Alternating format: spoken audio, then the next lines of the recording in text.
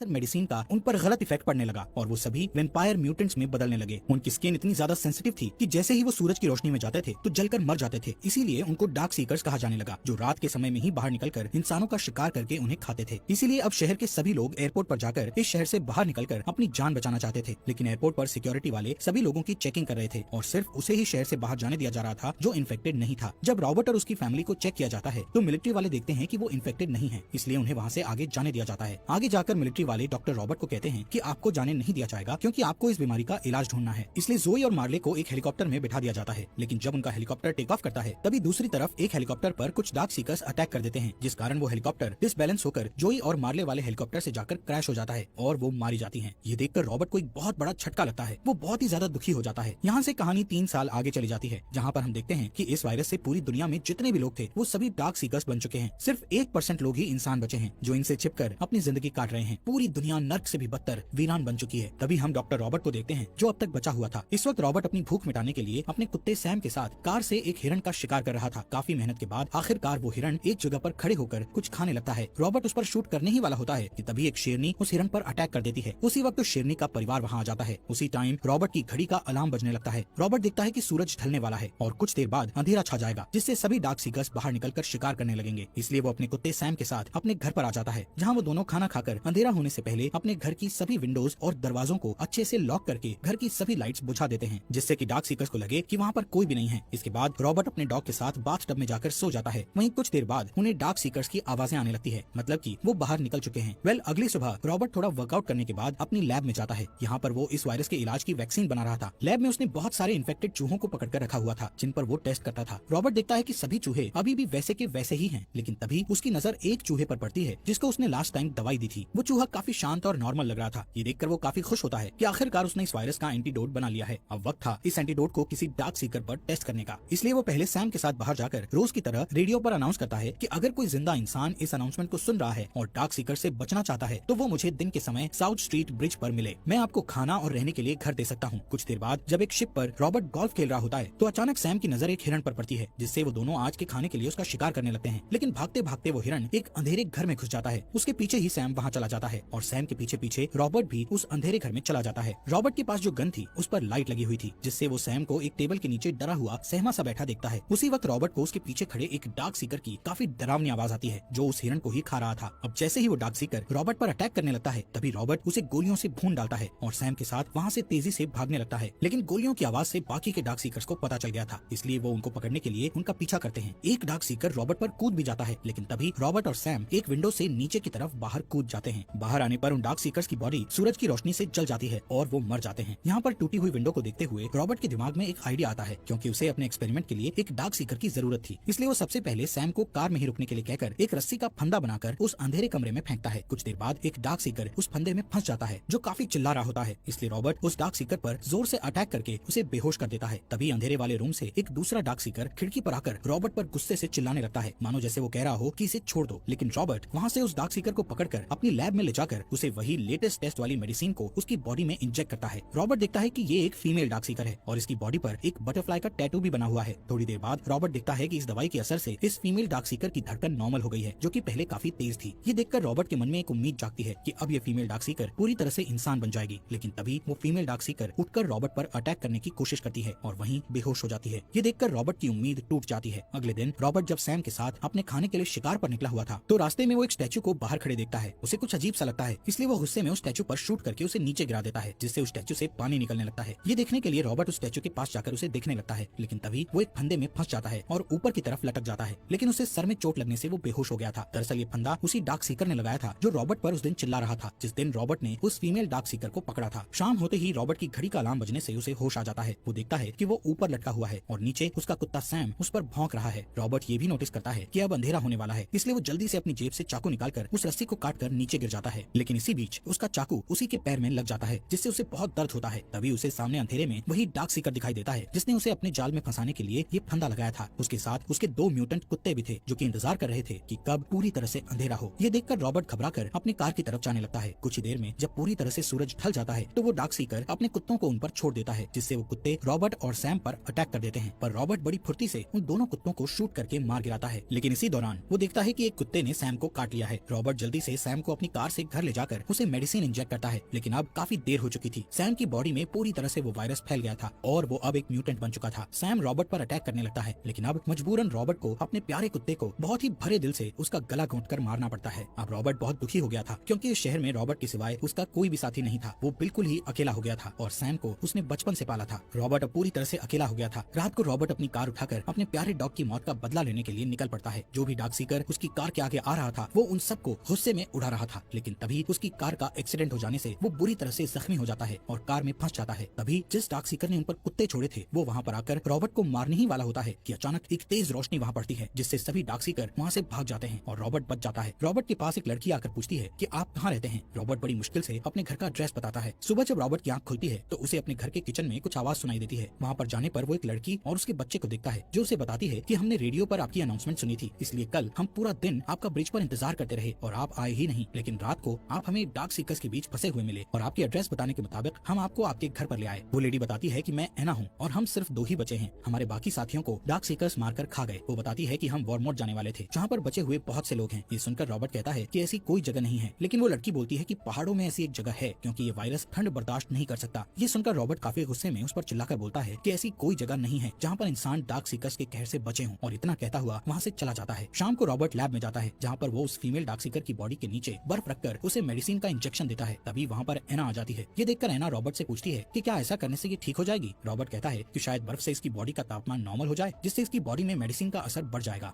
रात होते ही रॉबर्ट अपने घर की सभी विंडोज और डोर्स को लॉक कर देता है, लेकिन तभी उसे अपने घर के आसपास काफी सारे डार्क सीकर्स की आवाजें आने लगती है। वो एना से पूछता है कि तुम मुझे किस टाइम पर घर लेकर आई थी। एना बताती है कि सुबह होने ही वाली थी। ये सुनकर रॉबर्ट कहता है कि उन्होंने हमें ढूंढ लिया और वो हमारे घर की तरफ ही आ रहे हैं हमें खत्म करने। लेकिन रॉबर्ट ने उनसे निपटने के लिए पहले से ही अपने घर के आसपास बॉम्ब सेटअप किए होते हैं, जिन्हें वो एक एक करके ब्लास्ट कर देता है, जिससे काफी सारे डार्क सीकर्स मारे जाते हैं। लेकिन तादाद में ज्यादा होने की वजह से काफी सारे डार्क सीकर्स घर के अंदर घुसकर उन पर अटैक करने लगते हैं। रॉबर्ट भी उन्हें शूट कर रहा होता है, लेकिन वो अपनी जान बचाने के लिए लैब में चले जाते हैं। लैब में वो देखते हैं कि उस फीमेल डार्क सीकर पर उस मेडिसिन का असर होने लग गया था, वो ठीक हो रही थी, यानी उन्हें इस वायरस का क्योर मिल गया था। लेकिन तभी लैब में बहुत सारे डार्क सीकर्स तेजी से आने लगते हैं। ये देखकर रॉबर्ट जल्दी से लैब का बुलेट प्रूफ दरवाजा बंद कर देता है। रॉबर्ट उन सबको जोर जोर से चिल्लाकर बोलता है कि मैंने इलाज ढूंढ लिया है और मैं तुम सबको ठीक कर सकता हूँ। उसी वक्त वहाँ पर उन सब डार्क सीकर्स का बॉस आ जाता है और गुस्से में दरवाजे पर जोर जोर से टक्कर मारने लगता है, जिससे दरवाजे पर बटरफ्लाई का डिजाइन बन जाता है। इसके बाद वो बॉस डार्क सीकर अपने ब्लड से उस दरवाजे पर एक और बटरफ्लाई का निशान बनाता है। तभी रॉबर्ट को याद आता है कि ऐसा ही बटरफ्लाई का टैटू उस फीमेल डार्क सीकर की बॉडी पर है। रॉबर्ट समझ जाता है कि ये फीमेल डार्क सीकर दरअसल उन सभी डार्क सीकर्स के बॉस की पार्टनर है, जिसके लिए वो सभी यहाँ पर उसे लेने आए हैं। इसलिए अब रॉबर्ट उस फीमेल डार्क सीकर को लेकर बाहर बॉस डार्क सीकर के पास चला जाता है, जिससे बाकी के सभी डार्क सीकर्स उस पर अटैक करने की कोशिश करते हैं, लेकिन उनका बॉस चिल्लाकर उन्हें रोक देता है। इसके बाद रॉबर्ट एक सिरिंज निकालकर उस फीमेल डार्क सीकर का थोड़ा सा ब्लड निकाल लेता है। तभी उस फीमेल डार्क सीकर को होश आ जाता है और वो अपने पार्टनर को देखकर उसके गले लग जाती है। इसके बाद उनका बॉस अपनी पार्टनर को लेकर उन सभी डार्क सीकर्स को वहाँ से ले जाता है। अगली सुबह रॉबर्ट एना और उसके बेटे के साथ वॉरमोट की तरफ निकल पड़ता है। एना रेडियो में अनाउंस करती है कि अगर कोई अभी भी जिंदा बचा हुआ है तो हमें वॉरमोट मिले, क्योंकि हमने इस वायरस का इलाज ढूंढ लिया है। और इसी के साथ ये अमेजिंग मूवी यहीं पर